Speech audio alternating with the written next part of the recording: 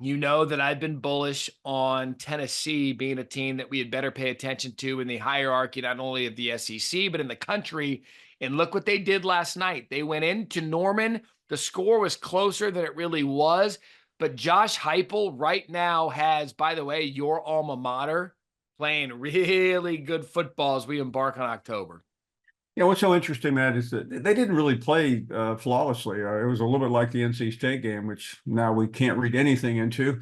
But they were sloppy at times. They turned the ball over, but they still really handled a blue chip opponent with ease on the road. And I think that was the one thing. Tennessee has just been a disaster on the road in the past, and now they got on the road and they proved they can win. And yeah, I mean, they now no longer look like a fringe playoff team. They look like a definite playoff team and maybe a fringe championship team. So, and I say this knowing that Alabama people will go scorched earth, but it's only because we're about to learn about Alabama the following week against Georgia. We'll get into that in a minute.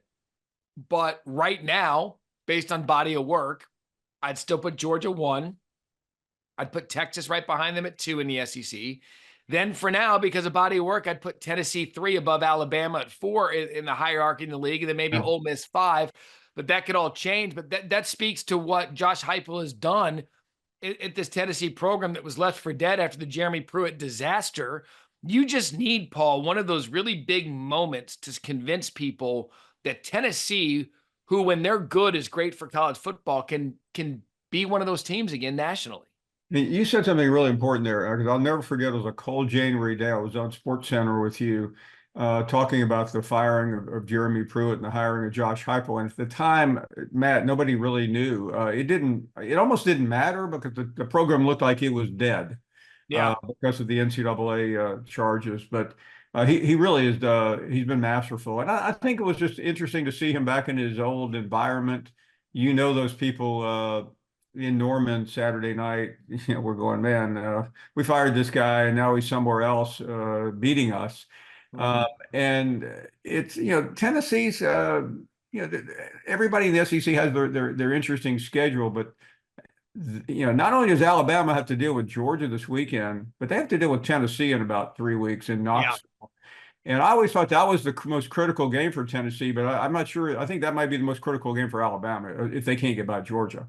Yeah, and it's all starting to round into shape because we sit here and we talk about the first month of the season. There's been a couple of big matchups, but really everyone's scheduling their paycheck games. And Tennessee really was the first of the big SEC heavyweights to dip their toe into a conference game. I know Georgia took care of Clemson week 1, and that was kind of their big win of the year. But Tennessee, you got to look at them now as we move forward into October. It's like, all right, who are they playing? They were 6 coming into the game.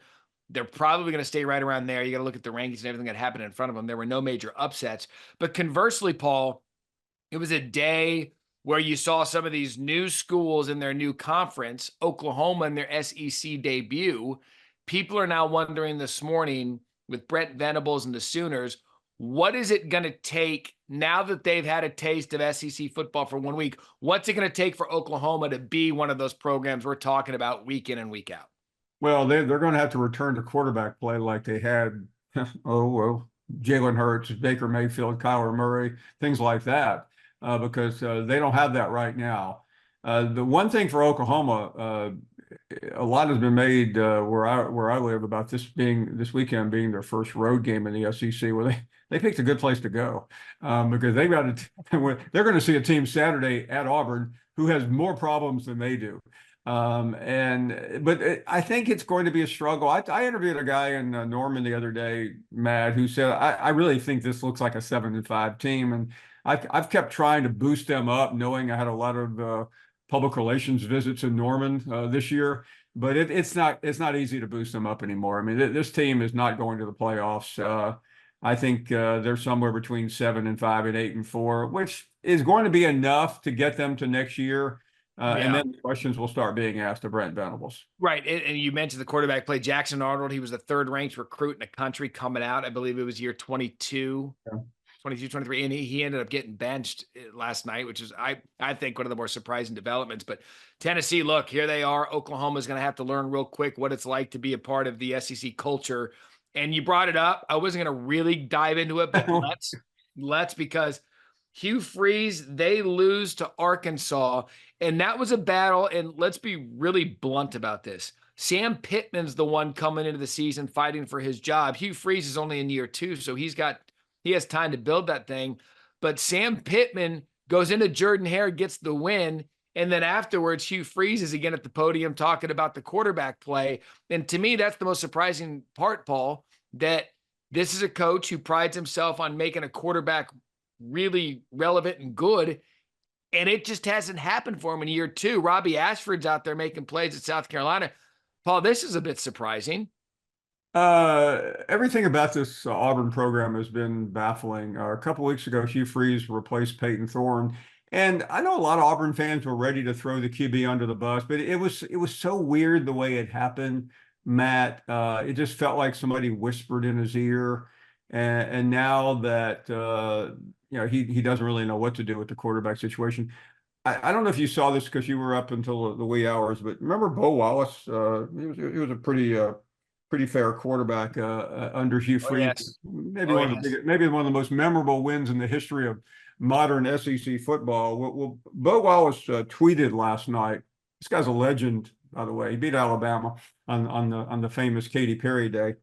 He said we're approaching the point that he's meaning Hugh Freeze thrown so many QBs under the bus that maybe no one wants to play for him.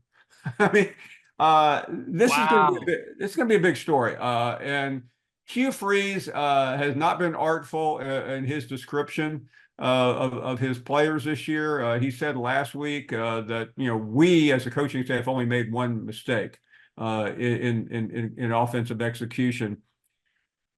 It's too early to write him off. He's 4 games into his second season. But I know a lot of Auburn fans who are getting very nervous. They fired Brian Harsin after 2 years, paid him $19 or $20 million to go away, and the product is no better.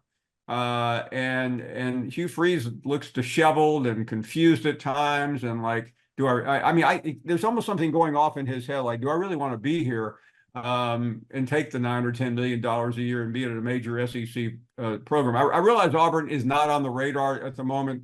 Yeah. But Auburn is always where there is more drama and soap opera antics than any other place. And one more thing, Matt, the offensive coordinator on the other side of the ball in 2003 was offered the Auburn job while the sitting head coach was Tommy Tuberville was getting ready for Alabama. It got out in the media, and they had to. They ended up firing the president, the AD, and pretty much everyone else. And Tuberville the next year went undefeated, you may remember, and didn't get a chance to play for the championship.